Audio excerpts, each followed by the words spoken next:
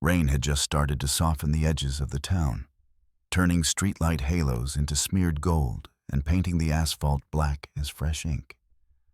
When the cruisers arrived and the quiet snapped in half, blue and red lights strobed across the wet road, bouncing off shuttered storefront windows and the dull chrome of parked trucks, while yellow tape went up in a crooked square that tried and failed to make order out of panic.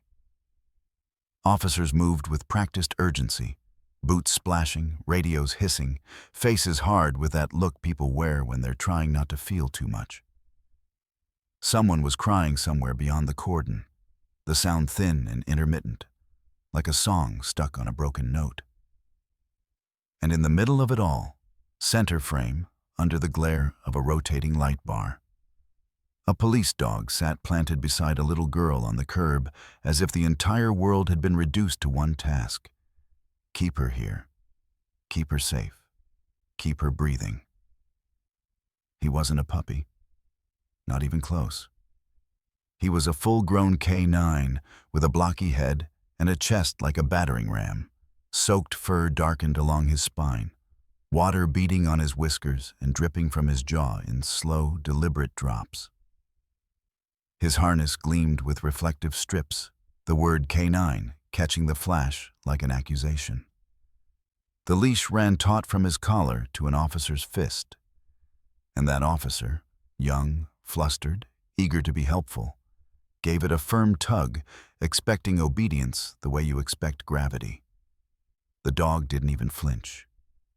Another tug, sharper this time, and the K9 leaned harder into the girl, shifting his weight so his shoulder pressed against her side, body angled outward like a shield.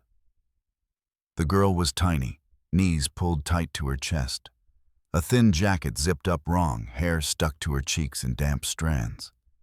She stared at the street like it might lunge at her if she blinked, and her hands, small, pale, were clenched in the cuffs of her sleeves until the fabric twisted.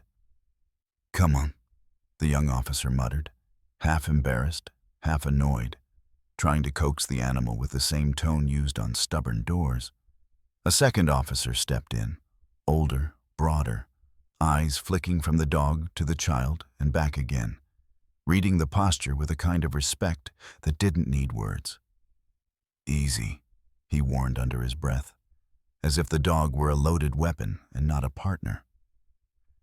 The K9's ears were forward, alert, but not frantic, controlled, intentional. His tail was low, still. His gaze wasn't on the flashing lights or the cluster of uniforms. It was locked on the girl's face, watching for the smallest tremor. A dispatcher's voice crackled through a radio. Updates, locations, a name no one repeated aloud.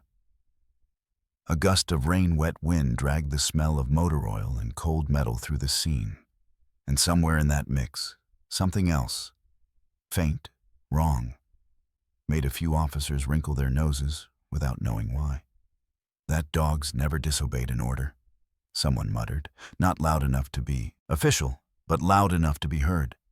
And for a second the whole line of responders went still, the way a crowd goes still right before the next domino falls. The handler wasn't there yet. Everyone could feel that absence like an open door. But the dog acted as if he'd been given the clearest command of his career. The older officer crouched carefully, palms down, trying to get on the child's level without crowding her, and the girl's eyes finally moved, slow as sunrise, to the K9's muzzle. She swallowed. Her lips parted. Her voice came out so small, it almost blended with the rain. "He said," she whispered, and the dog's head dipped closer, "if I told, he'd make my mom disappear." Across the street, a light clicked off, then on, like someone deciding whether to witness this. The dog's eyes never left the girl. Somewhere behind the tape, a door creaked open. Footsteps paused. The K9's lip lifted. Warning. "Come closer, and it ends for you tonight." Morning in Marrow Creek always arrived like a polite knock. soft light spilling over the low roofs, the air smelling faintly of damp cedar and yesterday's wood smoke. The main street waking up one storefront at a time. And if you didn't look too hard, you could convince yourself nothing bad ever happened there. People waved from porches and pickup beds, offered smiles at stop signs, asked about your parents even if they hadn't seen them in years. But the conversation slid around certain subjects the way tires slid around potholes. Carefully, automatically, never directly. That was the town's talent, keeping trouble in the corners where it could rot quietly. Officer Mason Reeve knew that talent well. He'd been a K-9 handler long enough to recognize the difference between a place that was safe and a place that was simply practiced at looking safe. He moved through the morning with a steady, almost unhurried competence, the kind that came from years of seeing how fast things could go wrong. His uniform was neat but worn at the edges, his posture relaxed but never sloppy, and his eyes, sharp, observant, tracked details most people missed. A curtain that twitched too quickly, a car idling too long outside a closed shop, a fresh scrape on a mailbox, like someone had hit it in the dark and driven away without stopping. Beside him, his partner padded with quiet purpose, nails clicking softly on the station's tile floor as they stepped out into the crisp air. The dog, Ranger, was a seasoned K-9, a sable-coated German shepherd with a working build and a calm, intelligent gaze. The kind of animal that didn't waste energy on noise. Ranger scanned the world the way a professional scanned a room. Not anxious, not aggressive, just constantly collecting information. Mason's hand rested on the leash with the ease of habit, not gripping, not dragging, more like a handshake between equals. Their mornings followed a ritual that mattered more than most people understood. Coffee first, then gear check, then a loop through town while the day was still honest. They stopped at the small diner where the bell above the door gave its familiar chime and the smell of frying bacon wrapped around them like a blanket. The waitress, Donna, slid Mason a paper cup without asking, black, 2 sugars. While Ranger settled at Mason's heel, head up, eyes roaming, taking in every movement with that quiet, measured attention that made strangers instinctively lower their voices. "Morning, Officer Reeve," someone called from a booth, and Mason nodded, polite but not chatty, because he'd learned that too much friendliness could blur lines that needed to stay sharp. Outside, the town moved in slow gears. A school bus groaned past, the hardware store owner swept his sidewalk. A kid pedaled a bike with one hand on the bars and the other balancing a backpack. Ranger watched it all, ears flicking at distant sounds. Birds in the eaves, a truck backfiring, a door slamming, then returning to neutral, steady as a metronome. Mason liked that steadiness. It was why he trusted Ranger more than he trusted almost anyone in a room full of humans. Dogs didn't get confused by charm. They didn't fall for a smile that didn't reach the eyes. They didn't ignore fear just because it was inconvenient. When Ranger stiffened, Mason paid attention. When Ranger relaxed, Mason allowed himself to breathe. They finished the coffee run and rolled into their patrol car, the cabin smelling faintly of leather, disinfectant, and the ghost of 100 long nights. Ranger hopped into the back with a practiced motion, settling in his space like he belonged there. Because he did. The radio crackled with the usual small-town cadence. Traffic complaint, lost dog report, someone's mailbox knocked over again. Mason's gaze drifted across the main drag, past the courthouse with its aging stone and the sheriff's office that tried too hard to look friendly. Then the dispatcher's voice changed, just slightly, a tighter edge. "Unit 3, K-9 available?" Mason answered before she finished. "Go ahead." A pause then. "We've got a call out on Alder Lane. Possible disturbance. Caller says it's minor. Probably nothing. Just wants an officer to check in." Mason's fingers tightened a fraction on the steering wheel. Not from fear, but from instinct. Because probably nothing was the phrase he'd heard right before too many things became something. Ranger lifted his head in the back seat as if he understood the shift in Mason's breathing, ears pricking, eyes brightening with purpose. Mason didn't sigh, didn't joke, didn't complain. He simply clicked his seatbelt, glanced at the rearview mirror to meet Ranger's gaze, and said quietly, "All right, partner. Let's go see what nothing looks like today." The engine turned over, tires hissed on damp pavement, and the town's polite morning kept waving as they drove. Out! Unaware of the storm that had already started gathering at the edge of Alder Lane. Alder Lane sat just off the nicer part of town, where the trees leaned closer and the houses grew smaller, paint peeling in thin strips like old scabs. Yards patched with weeds that nobody had the money or the hope to fight anymore. And as Mason turned onto the street, he felt that familiar pressure behind his ribs, the one that always showed up when a call was labeled minor, and the air didn't agree. The modest home at the address looked ordinary at first glance. A sagging porch, a wind chime clicking faintly. A child's plastic scooter tipped on its side near the steps, as if someone had dropped it mid-ride and never came back for it. But the scene in front of it was messy in the way that never stayed contained. A trash bin had been knocked over, spilling wrappers and damp cardboard across the gravel drive. One porch rail was cracked. A curtain in the front window hung crooked, as though someone had yanked it too hard. There were neighbors, 3, maybe 4, hovering at the edges of their own properties like cautious birds, pretending to check mailboxes, pretending to water plants in the drizzle, pretending their eyes weren't fixed on that porch.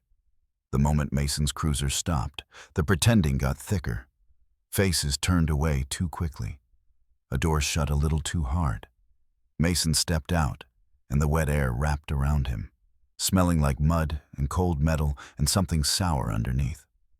Ranger jumped down behind him, posture neutral, tail low, moving in that smooth, controlled way that said he was working even when he looked calm.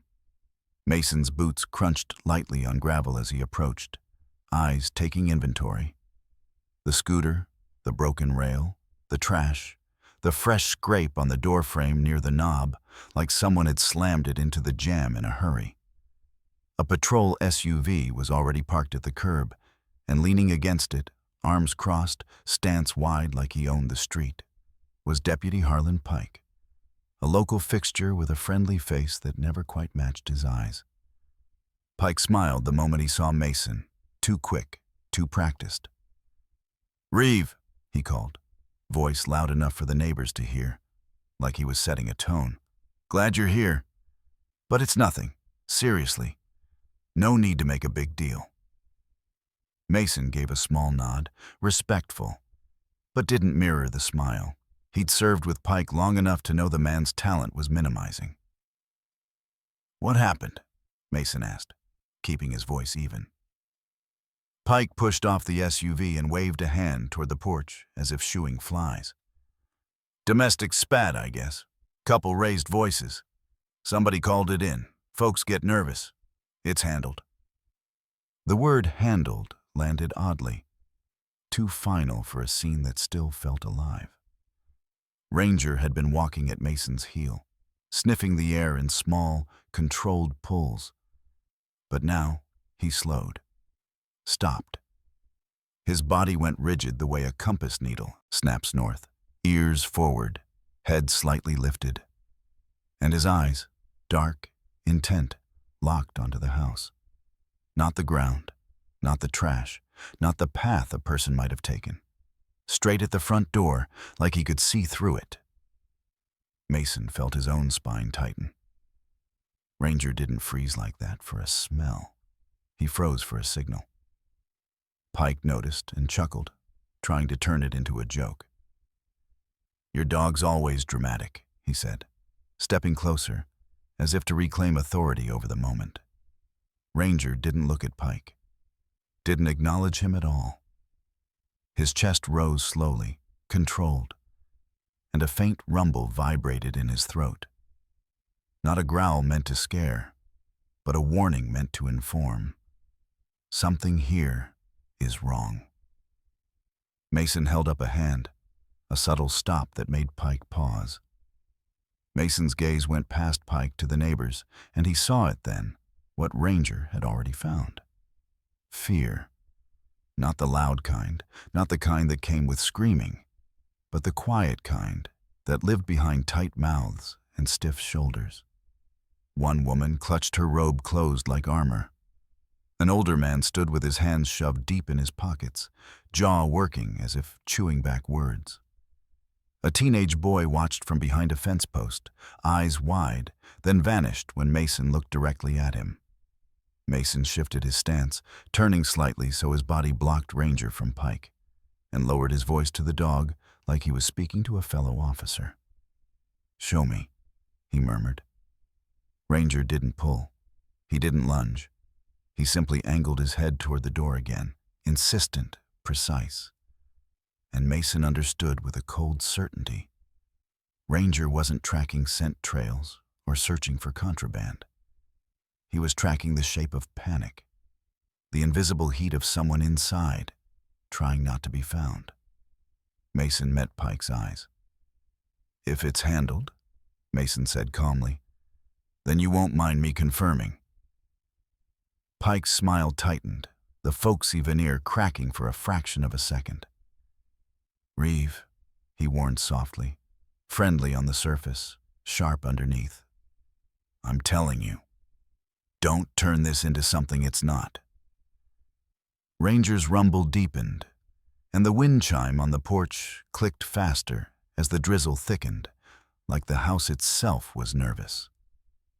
Mason's hand moved to his radio, not dramatic, just procedural, and he took one more step toward the door, listening to the street hold its breath behind him. Mason didn't rush the porch like a rookie chasing adrenaline. He moved the way you moved when you suspected the truth was fragile and might shatter if you stepped too hard, and Ranger moved with him, close enough that the leash stayed loose but ready. The dog's focus still pinned on the front of the house like it was a mouth holding back a scream. Pike shadowed them for 2 steps, then drifted, as if deciding whether to intervene or let Mason walk into whatever nothing had been staged here. And that hesitation told Mason more than any report could. He reached the bottom, stared and paused, not because he was afraid, but because Ranger's attention flicked, just once, away from the door, toward the side yard where the weeds grew tall and the rain made the grass shine. The shift was subtle, the kind only a handler who'd spent years watching the language of his dog would catch. And Mason followed it with his eyes. A narrow gap between the house and an old shed. A broken section of fence. A shadowed pocket where a child could fold herself into the world and become invisible. "Ranger," Mason breathed, barely audible. The dog didn't bark, didn't strain. He simply stepped off the porch line with a certainty that made Mason's stomach drop, and Mason went with him, boots sinking into wet soil, shoulders angled to keep his body between the dog and Pike's line of sight. The neighbors watched from their safe distances, pretending again. But their pretending was shaky now, like paper in rain. Around the side of the house, the air was colder, damp earth and mildew. And the sound changed. No radio chatter here, just the soft patter of drizzle on leaves and the faint creak of the shed door swaying on one hinge. Ranger slowed, then stopped. And in the shadow behind the shed, tucked against the foundation where the rain couldn't quite reach, Mason saw her. A little girl, maybe 7 or 8, knees pulled to her chest, shoes soaked through and speckled with mud, socks dark with water, hair clinging to her forehead in thin strands. Her face was too calm, not peaceful, trained. the calm of someone who'd learned that showing emotion made adults do unpredictable things. Her eyes were open but distant, fixed on nothing, like she'd left the room a long time ago and only her body was still here. Mason softened instantly, dropping his posture, hands visible, voice warm. "Hey there," he said, as if speaking might be enough to build a bridge. "My name's Mason. You're not in trouble. Can you tell me your name?" The girl didn't move, didn't blink. Her gaze stayed somewhere past him, past the yard, past the whole town. Pike's voice floated from the front, too loud, too casual. "See? Kid's fine. Probably just scared. We can get her inside and—" Mason didn't answer Pike. He watched Ranger instead, because Ranger had broken protocol in a way Mason had almost never seen. The dog stepped forward without command, slow and gentle, head lowered, body deliberately non-threatening, then sat beside the girl so close his shoulder touched her knee, warm fur pressing into her like a living wall. The girl's fingers twitched, just once, toward the dog's coat, then retreated back into her sleeve, as if even reaching for comfort felt dangerous.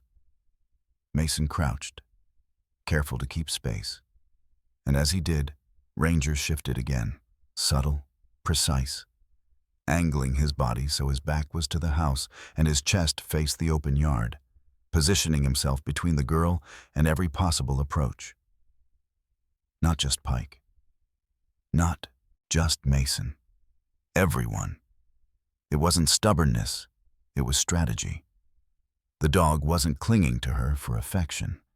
He was guarding her like evidence, like a witness, like the last fragile piece of something the world was trying to erase. Mason felt a tight heat rise behind his eyes. Not tears yet, but the pressure of anger kept under control. He spoke softly, lower, meant only for her. "You're safe right now," he promised. "No one's going to touch you without you saying it's okay." Ranger's ears stayed forward, listening to the yard, but his shoulder remained glued to the girl's knee. And when Pike's footsteps started around the corner, heavy, impatient, Ranger's head turned, eyes hardening, and the low rumble in his throat wasn't a threat for show. It was a line drawn in the wet grassen, clear as the tape on the street, not one step closer. Mason kept his voice low and steady, the way you speak when you're trying to convince a frightened nervous system that the world has rules again. And for a minute it almost worked. The little girl's breathing slowed just enough to be noticeable, her shoulders dropping a fraction as Ranger's solid warmth anchored her to something real. But the calm didn't last, because the machinery of official rolled in fast the moment Pike realized Mason wasn't going to swallow the story whole. 2 more deputies appeared at the edge of the yard, one carrying a clipboard like it could erase what happened if he wrote the right words, the other glancing around with that tired look that said he'd already decided which version of events would be easiest. Pike put on his folksy voice again, louder now, meant for witnesses and radios. "All right, we'll call this what it is," he announced. "Misunderstanding, family matter. Maybe a kid got scared and wandered. No need to turn Alder Lane into a circus." Mason didn't argue out loud, because arguing here would just give Pike something to push against. Instead, he stood slowly, keeping one knee bent, still on the girl's level, still making his body a barrier the way Ranger was. "I'm going to check the residence," Mason said, crisp and procedural. "Just to confirm there's no medical issue and no one else needs help." Pike's smile thinned. "House is fine," he said.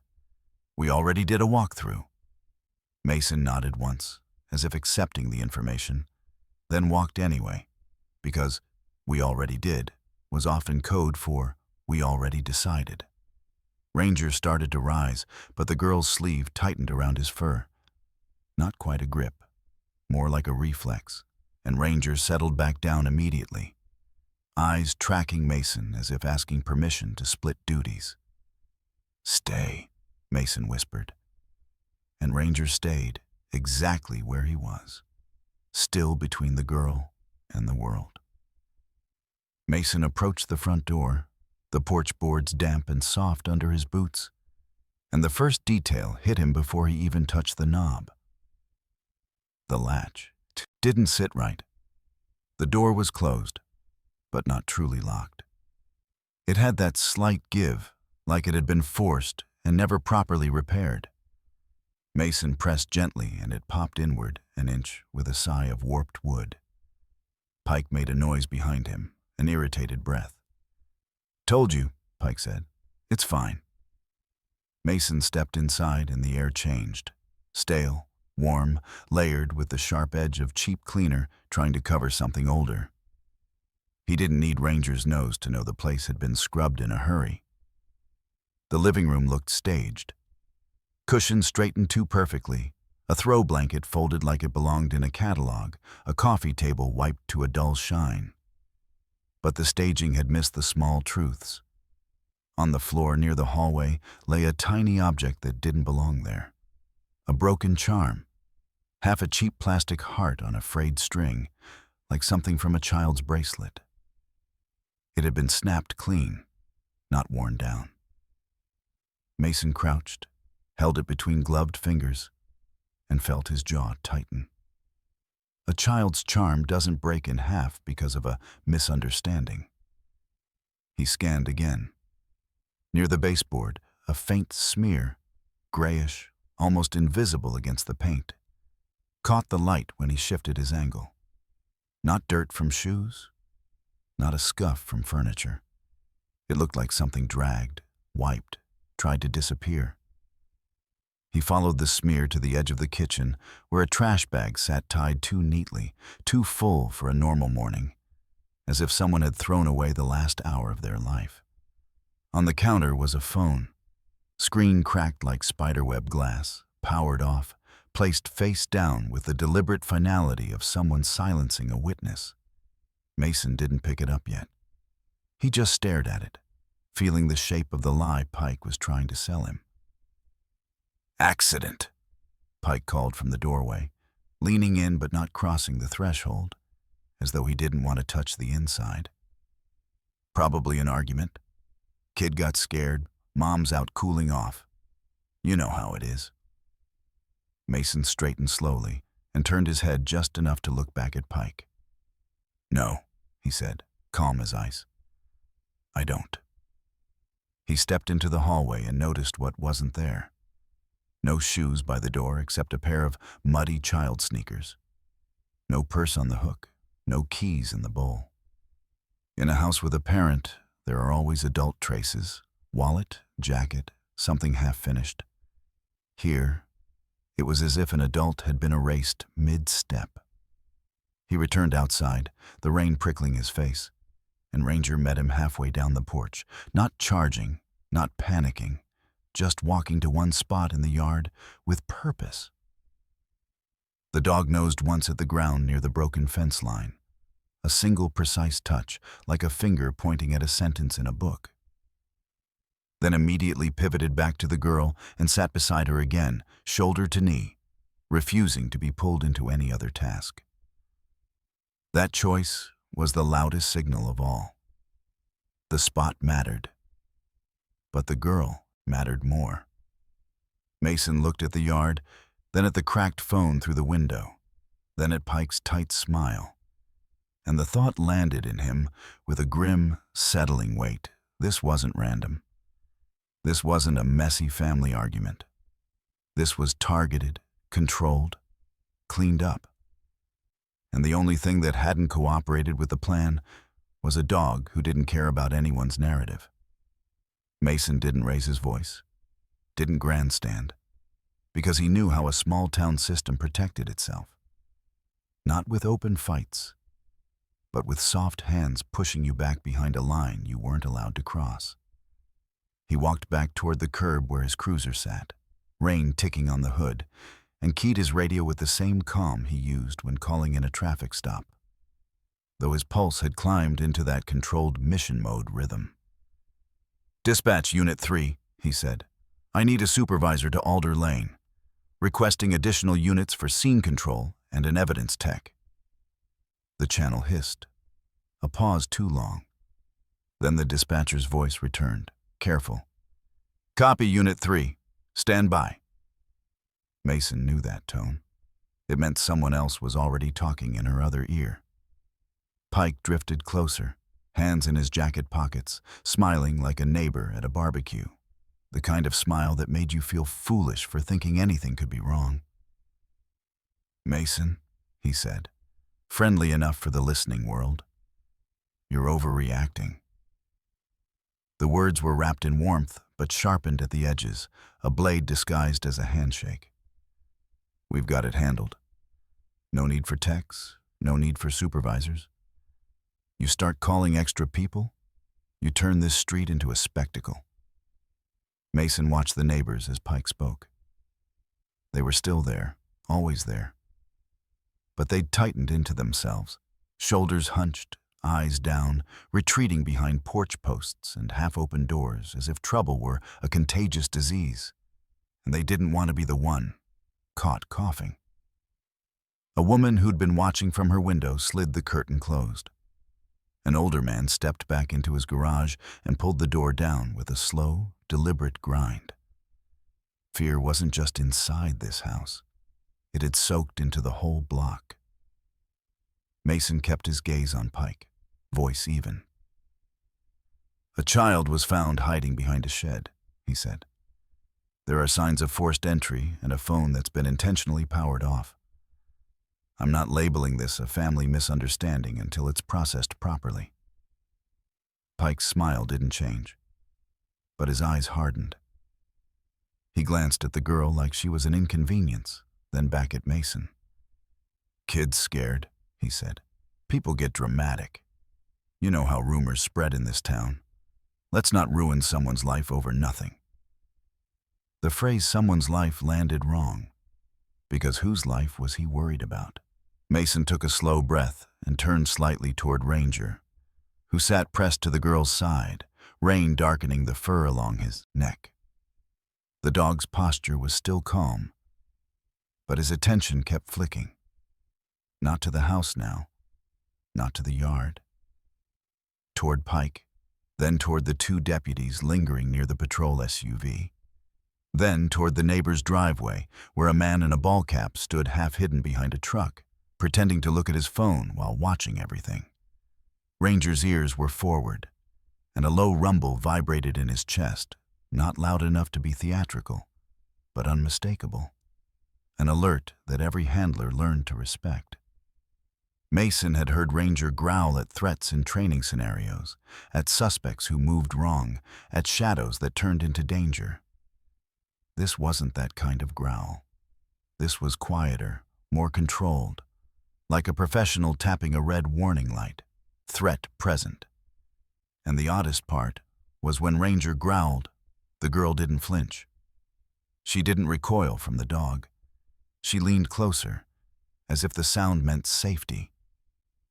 Mason felt the puzzle click a notch into place. Ranger wasn't reacting to the broken latch or the smeared baseboard anymore. He was reacting to the people orbiting this scene, the ones trying to steer it, shrink it, bury it. The dog's gaze snapped again to Pike, and Pike, just for a heartbeat, stopped smiling, his body going rigid as if he felt the animal's attention like a spotlight. Mason held up a hand, subtle, a silent command for Ranger to stay steady, and Ranger did. Only the rumble deepened a fraction, a warning calibrated for distance. Mason turned back to his radio, but instead of waiting for permission, he pushed procedure forward. "Dispatch," he said.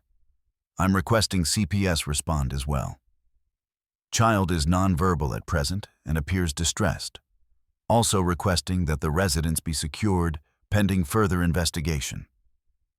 The hiss came back immediately this time, too fast. "Unit 3, the dispatcher said, voice tight. I'm being advised, by command, to stand down on additional resources. Sheriff's office says it's already being managed. Please clear when able. Pike's smile widened as if he'd just won a friendly bet. See? He said softly, stepping closer, lowering his voice so only Mason could hear the steel beneath it. Drop it. Mason didn't move, but he felt his anger settle into something colder and more useful. He looked at the street, at the shrinking bystanders, at the rain washing everything clean on the surface while rot stayed underneath. And then he looked at Ranger, still pressed to the girl like a living barricade, eyes tracking that man in the ball cap by the truck with an intensity Mason couldn't ignore. In that moment, Mason understood the most dangerous truth of all. The threat wasn't just what happened here. The threat was who was here now, watching, waiting, making sure the story stayed nothing. The rain on Alder Lane blurred into a clean, sterile stillness with a hard cut that felt like stepping from mud into marble. And suddenly we were somewhere warm, dry, and expensive. An office where the carpet swallowed footsteps and the air smelled faintly of leather and citrus cleaner, where framed photographs of smiling ribbon cuttings lined the walls like trophies. A mahogany desk sat beneath a soft lamp, and behind it a man in a tailored suit leaned back as if the world existed to support his comfort.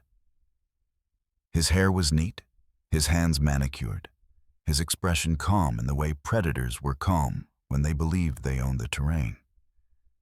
Across from him sat Deputy Harlan Pike, hat in his lap, posture deferential despite the badge on his belt.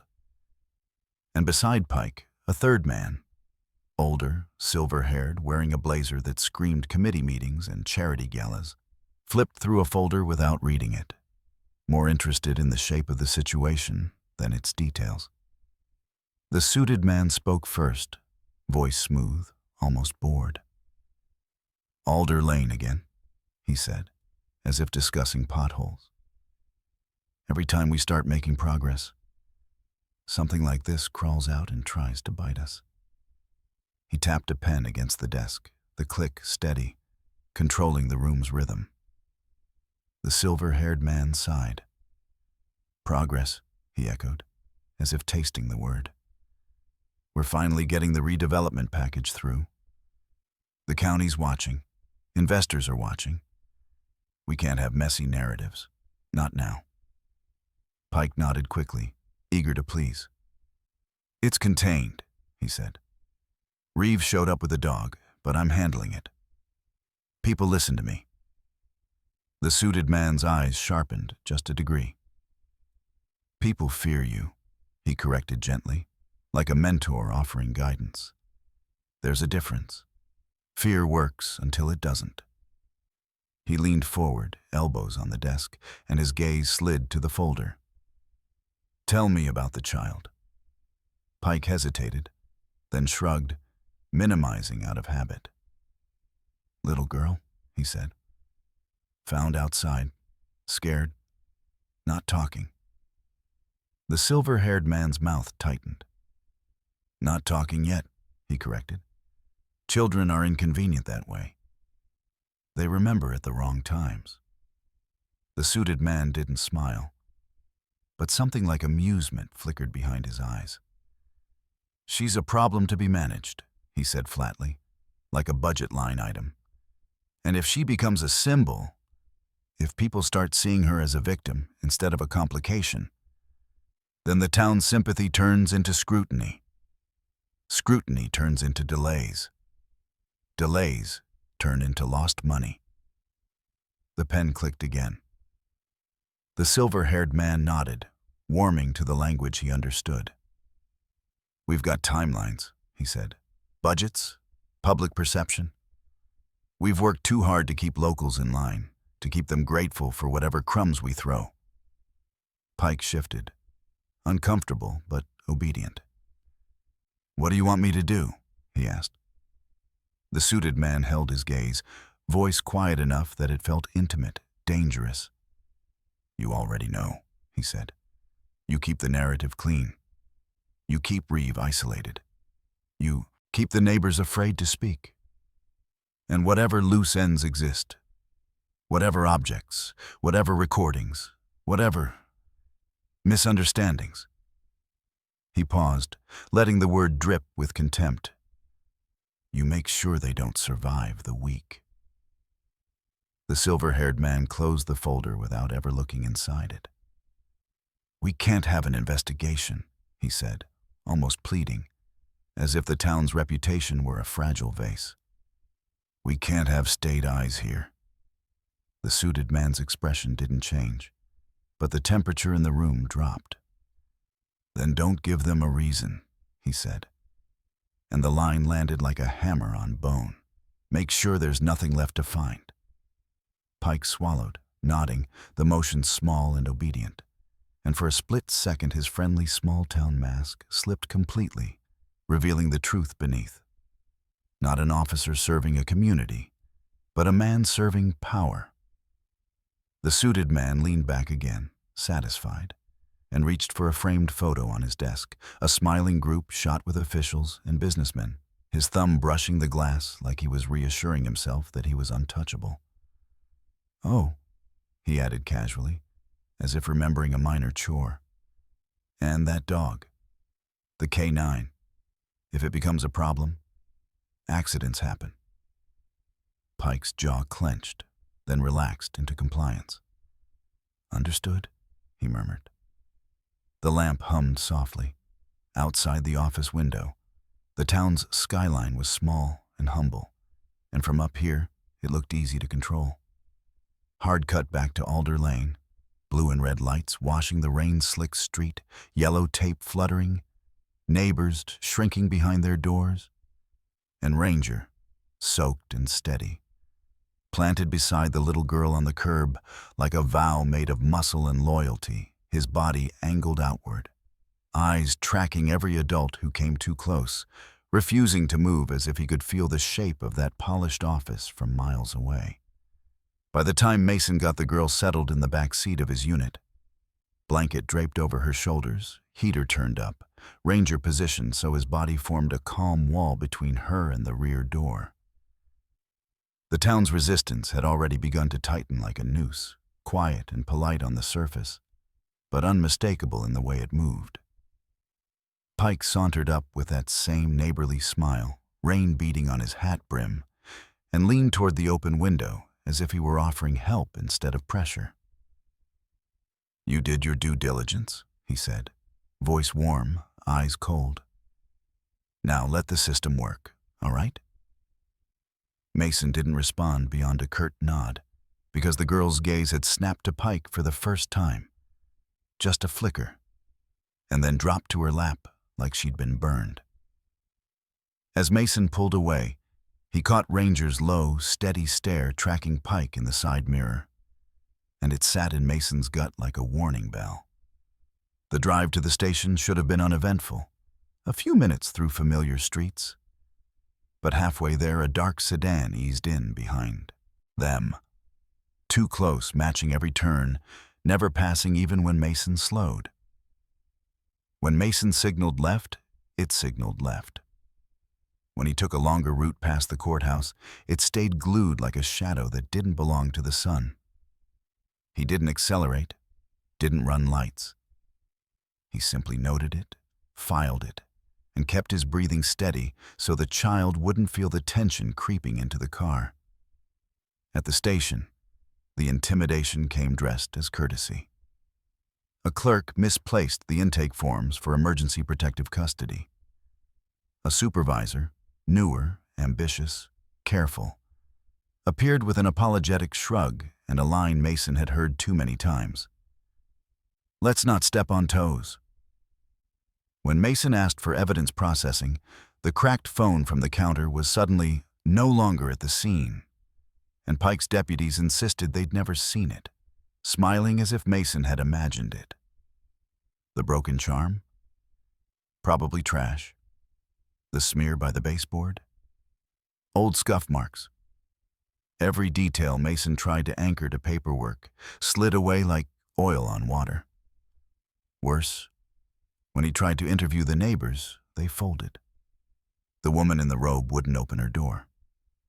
The older man shook his head without making eye contact and murmured, "I didn't see anything," like it was a prayer that might keep him alive. Even the teenage boy who'd been watching from behind the fence earlier was gone. Bike gone, porch empty, as if the whole family had evaporated. Mason felt the walls closing in, not with violence, but with silence. And he realized that in Marrow Creek, silence was the weapon. He moved the girl to the only place he trusted for the night. A small, plain safe room at the back of the K-9 unit area, meant for keeping a witness away from the public eye. With a simple cot, a locked steel door, and a camera feed that recorded locally. Ranger lay beside the cot, chin on his paws, eyes open, a living alarm system that didn't blink. Mason sat on a folding chair, filling out forms by hand because the computer system kept erroring out. And every few minutes he glanced at the girl, waiting for any sign she'd come back to herself. Hours passed in slow, cinematic breaths. Coffee gone cold, rain tapping the windows, fluorescent lights humming like nervous insects. Until the girl finally moved. She didn't speak to Mason. She spoke to Ranger. Her small hand reached out and clutched his fur, fingers curling into the thick hair at his neck like she was grabbing the only solid thing left in the world. And Ranger didn't flinch. He shifted closer, pressing his shoulder into her leg with a gentle, protective weight. Her lips brushed the dog's ear as if she was afraid the walls might listen. "The man with the shiny shoes," she whispered, voice thin as thread. "He has my mom's necklace." Mason froze, pen hovering above the paper, because the clue was so innocent. Shiny shoes, a necklace. And yet it cracked the whole narrative wide open. Not a faceless family issue. Not an accident. Someone outside that house had taken something personal, something intimate, like a trophy. Mason kept his face calm. But inside, a souled fury clicked into place. "Did you see where he went?" Mason asked softly. The girl's eyes flicked up once, then away. "He smells like the office," she murmured. And that was all she could give before she folded back into herself, hands still tangled in Ranger's fur. Mason wrote every word, then stood and checked the camera feed, the locks, the corridor. Routine, steady, refusing panic. He returned to his chair, back to the door, listening to the building settle into night. That's when Ranger's alertness changed. The dog had been calm, watchful, breathing slow. But suddenly his entire body went still, rigid in a way that made the hairs on Mason's arms rise. Ears forward, head angled slightly, not toward the girl, not toward Mason, toward the door. For 2 heartbeats, the room held its breath. And then Ranger snapped to his feet in one silent motion, muscles coiling, and lunged toward the steel door with a sharp, controlled bark that wasn't fear. It was command. At the same instant, Mason heard it too. A faint metallic scrape on the other side of the lock. Like a tool testing the mechanism, followed by the softest creak of pressure applied. Someone was trying to get in, quietly, confidently, assuming the night would cover them. Ranger's growl rolled deep and lethal, and Mason's hand went to his holster as he moved to the door, heart hammering not with surprise, but with certainty. The threat hadn't ended at Alder Lane. It had followed them home. Mason didn't fling the door open like a movie hero, because real danger didn't announce itself with orchestral swells. It whispered, it waited. It counted on you doing something impulsive. So he held his breath and listened, while Ranger held the line with a low, unbroken growl that vibrated through the steel like a warning siren only predators understood. The scraping outside paused, the way a thief pauses when he realizes the lock is listening back. And then a voice floated through the crack beneath the door, soft and forced casual. "Maintenance," it said. "Just checking the latch." Mason's jaw tightened. There was no maintenance at midnight, not in a department that couldn't even replace a broken printer without a month of approvals. He stepped close enough that his mouth was inches from the cold metal and answered in the same calm tone he used on traffic stops, measured and lethal in its restraint. "State your name and badge number," he said. Silence. Ranger's growl deepened, and the girl on the cot made a small sound, half inhale, half stifled sob, then clutched Ranger's fur harder as if she could disappear into it. Footsteps retreated.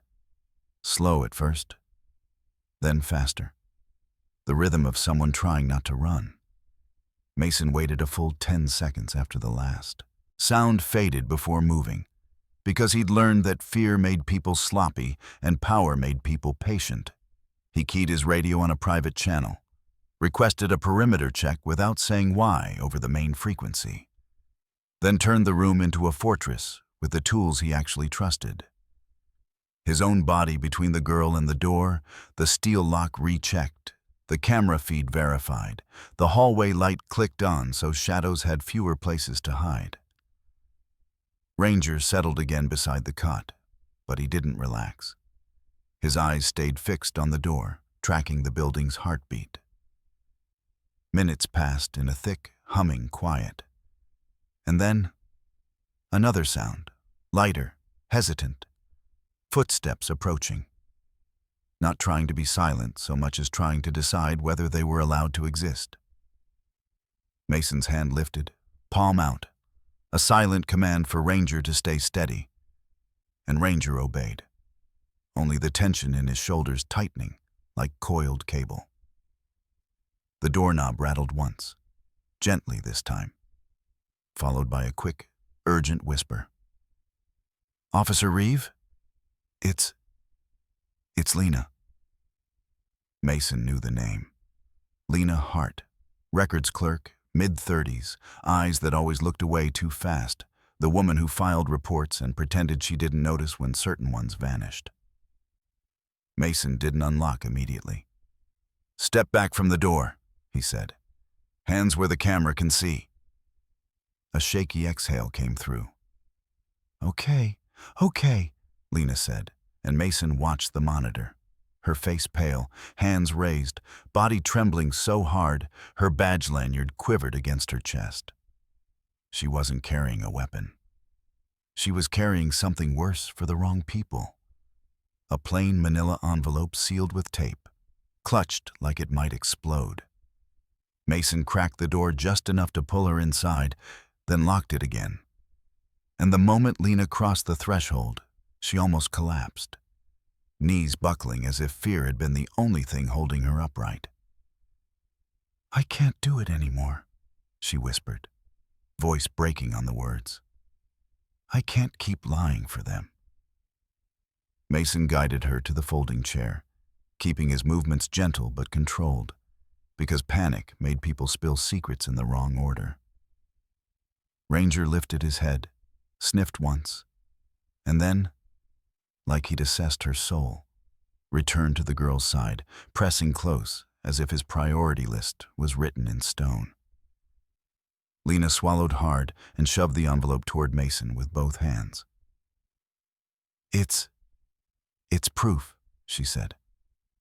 "I copied it before Pike could shred it. It's an audio file and a still image, time-stamped, from the courthouse security system. And a dispatch log. They've been editing calls, Reeve. They've been burying them." Mason's pulse thudded once, heavy, but his face stayed neutral. "Who is they?" he asked. Lena's eyes darted to the door as if the name itself could summon someone. "Pike," she whispered. "And—" She hesitated, then forced it out. "The Development Council. The men who sit in that private office upstairs and talk about this town like it's a business. I heard them. I recorded it by accident at first, And then on purpose. Her hands shook so badly the chair creaked. They said the girl was a problem. They said to make sure there's nothing left to find. The sentence hit the room like a cold wave. On the cot, the girl's eyes opened wider, and she burrowed her face into Ranger's neck. Ranger didn't move, only angled his body so she was hidden behind his shoulder. Mason opened the envelope carefully, by the book, because the only way to beat corruption was with clean procedure. And inside were a small flash drive sealed in an evidence bag, a printed screenshot stamped with date and time, and a folded paper with a chain of custody note written in Lena's shaky handwriting. Mason's mind clicked into mission mode. He photographed the contents, logged them immediately, sealed them in a department evidence pouch with his own initials, and then, without asking permission from anyone in Marrow Creek, he picked up his phone and made the call that changed the shape of the night. State-level oversight, outside jurisdiction, the kind of agency that didn't answer to Pike's smiles or the council's budgets. As the line rang, Ranger stayed glued to the girl like he already knew a storm was about to break, and Lena sat with her hands clasped tight, whispering, "Please, please don't let them send me back out there." Mason didn't promise anything grand. He promised something real. "You did the right thing," he said. And then his eyes snapped to the hallway monitor as new footsteps approached, heavier than Lena's, more confident, closing in on the safe room door, one set, then another. And Mason felt the room tighten as Ranger's head lifted, ears forward, that low professional rumble, starting again. The footsteps stopped right outside. A hand touched the knob. And for one suspended beat, Mason couldn't tell if help had arrived, or if the people who wanted nothing left to find had finally come to finish the job. The doorknob turned once, testing, claiming, and Mason's hand stayed steady on his holster as he angled his body between the steel door and the cot, where the little girl curled into Ranger's fur. And then the hallway filled with a different kind of presence. Not Pike's swagger, not a deputy's borrowed confidence, but the clipped weight of people who didn't need to threaten because the law traveled with them like gravity. "State Bureau of Investigation," a voice announced, firm and flat, followed by the unmistakable shuffle of credentials being displayed to the camera. And Mason exhaled a breath he didn't realize he'd been holding. He opened the door into a corridor suddenly crowded with dark jackets, clean boots, and calm faces. The lead agent's eyes sweeping the room once, taking in the child, the K-9, the trembling records clerk, the sealed evidence pouch in Mason's hand, and then nodding as if the whole ugly puzzle had finally snapped into a picture. "Officer Reeve?" the agent asked. Mason gave his name and badge number, and within minutes, the building shifted from local fog to outside clarity. Pike's attempted calls were ignored. The station's network access was locked down, and a portable drive imager hummed on a folding table as the flash drive's contents were duplicated and hashed. Every step documented with surgical precision. The interviews began quiet. No shouting, no theatrics. Just questions that left no room for probably nothing, and answers that came out like swallowed stones. Lena spoke first, shaky but relieved, explaining how dispatch logs were altered, how reports were corrected, how certain names kept appearing in places they shouldn't. The agent thanked her without emotion, because professionalism wasn't coldness. It was control. Then Pike was brought in under the pretense of clarifying procedure, still wearing his friendly grin, still trying to laugh his way through the tension, until the agent slid the time-stamped courthouse screenshot across the table and played a thin, clear audio clip of a polished voice saying, "Make sure there's nothing left to find." And Pike's smile cracked like glass. He tried denial, tried outrage, tried the tired line about overreaction. But outside forces didn't care about his charm. And when the agents asked him why he'd ordered a stand-down on additional units, why evidence had vanished, why an unmarked sedan had tailed a K9 unit, his answers got smaller and uglier. The first handcuffs clicked on with a sound that cut through the station's fluorescent hum like a bell. And once Pike was cuffed, the dominoes began to fall exactly the way corruption always feared. Quietly, relentlessly, with paperwork and warrants and phones ringing in places Marrow Creek couldn't control. The suited men who spoke in progress language were picked up in their private office before dawn, still wearing expensive watches, still clutching their reputations like shields. And for the first time, they learned the truth. Ranger had forced into the open.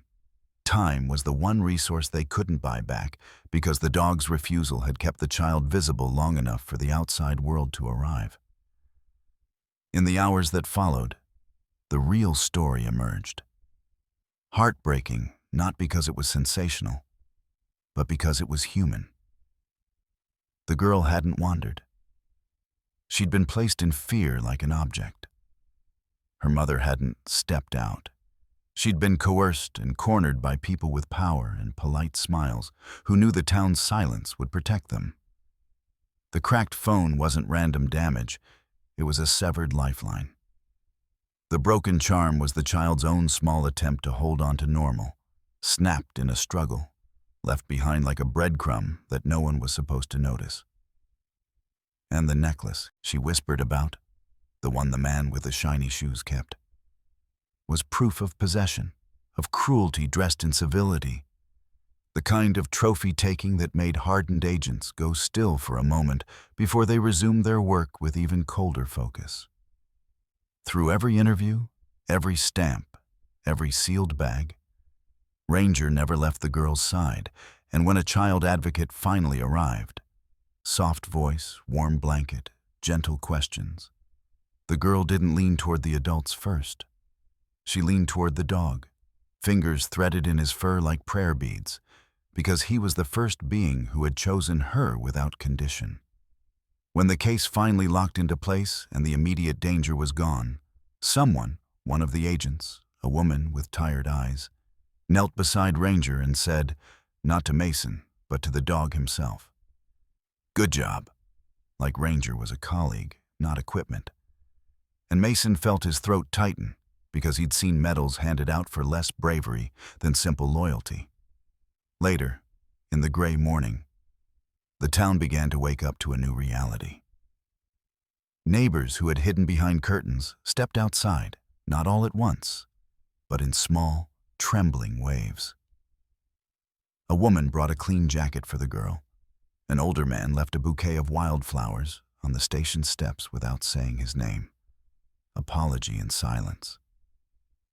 Adults who had failed, who had looked away because fear was easier than courage, broke down when they saw the child safe, when they understood what her calm had cost her. And some of them cried not for drama, but for shame, for relief, for the sudden permission to feel what they'd been swallowing for years. Weeks later, after hearings and transfers and the slow grind of justice, there was a moment that didn't make headlines, but mattered more than any press release. The girl sat on a sunlit bench outside a community center, newly scrubbed and freshly painted by volunteers, her legs swinging gently, and Ranger lay at her feet, without tension in his shoulders, for the first time since Alder Lane. Mason stood a respectful distance away, letting the world rebuild without crowding it.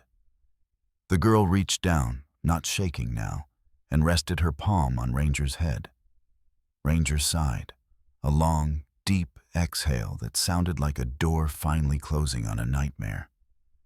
And then he did something that made even the toughest people nearby look away to wipe their eyes. He lifted his head and set it carefully in her lap, not guarding against danger anymore, just being there, warm and solid and patient, while the town around them learned, slowly, painfully, how to become the kind of place where a child wouldn't have to disappear to survive.